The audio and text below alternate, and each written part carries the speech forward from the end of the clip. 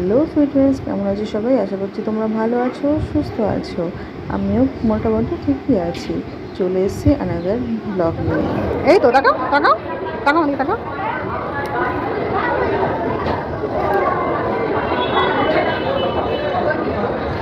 আস্তে আস্তে। एवं माता के दर्शन हेतु पूजा प्रदान हेतु দক্ষিণেশ্বর গেছিলাম, স্নানযাত্রা হয়েছিল সেদিনকার। শাশুড়ি মা এখানে স্নান করবে আর আমার মেয়েকেও স্নান করিয়েছে।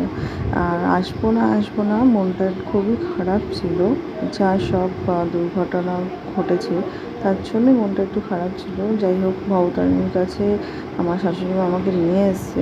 আর যেদিনই গেছিলাম স্নানযাত্রার দিন প্রতিষ্ঠা দিবস ছিল এই দক্ষিণেশ্বর মন্দিরে, সেটা আমি জানতাম না। ওখানে গিয়ে দেখেছি, আর এই যে দেখো ভোগও পেয়েছি। যাই হোক, কেমন লাগলো ব্লগটা অবশ্যই জানিও আর সঙ্গে থেকো।